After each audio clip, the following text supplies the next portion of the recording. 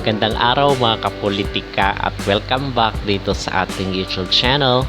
Sa vlog na ito ay magbibigay po tayo ng update dito sa Chocomocho Flying Titans. Magbibigay tayo ng update kasi may mga usap-usapan ngayon online na baka merong mga players na absent dito sa nasabing team. So, ang ibig sabihin lang nito ay mapipilayan at talagang malalagasan na naman itong Titans. Pero bago ang lahat ay huwag kalimutang mag-like at mag-subscribe muna kayo dito sa ating YouTube channel para updated kayo sa ating mga latest valuable issue. Ang ating tatalakayin at pag-uusapan sa videong ito ay itong ang mga balibalita at mga usap-usapan online na merong mga key players itong Titans na mawawala. Okay? So ating pag-uusapan kasi na i-report natin dito sa ating YouTube channel itong possibility or posibilidad na babalik itong si Rondina dito sa beach volleyball kasama itong si Bernadette Pons. But lately lang is in the past few days nakita natin itong si Bernadette Pons na kasama itong kanyang team na Creamline na nagtitraining sila. So yun po lang po ay base sa mga usap-usapan at mga nakikita natin sa social media. So wala pa pong kumpirmasyon not unless is sa kanya mismo manggaling.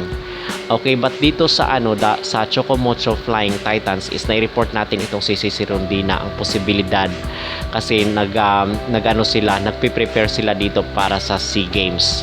So itong si Rondina ay isa sa mga napipintong mawawala rin dito sa Titans sa kadahilan ng maghahanda sila dito sa SEA Games 2025. Although malayo pa naman itong SEA Games 2025, so siguro pwedeng pakiusapan na mag-join muna siya dito sa Titans kasi meron nga silang sinasabi na pag ang Creamline daw mawala ng mga key players ay ayos lang. So walang problema sa Creamline. Ang malaking problema talaga is dito sa Chocomocho. Kasi pag wala yung kanilang mga key players ay talagang olats ang naging resulta dito sa Titans. And in fact doon nga sa reinforcement ay talagang nasa pang top 9 itong Chocomocho Flying Titans mula sa top 2. So sobrang laki po ng itinalo ng kailang team. So dito naman, so number 1 itong si Rondina ang posibilidad na hindi siya maka-join.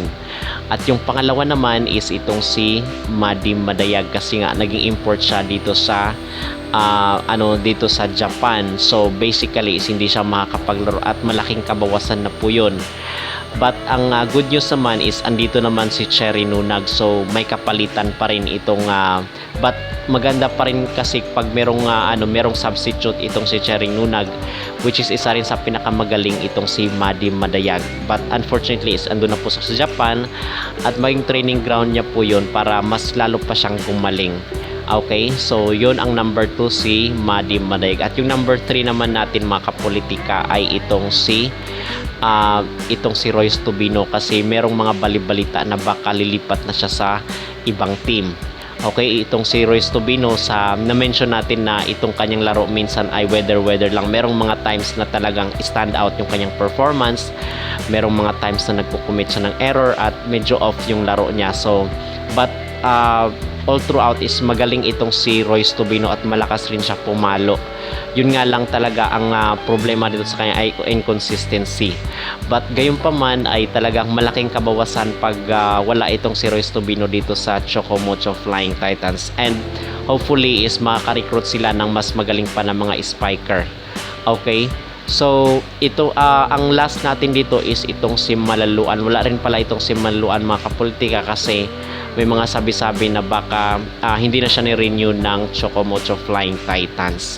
So far ito yung update natin dito sa Choco at sana ay maka-bounce back sila dito sa All Filipino Conference gaganapin next month na po, November 5.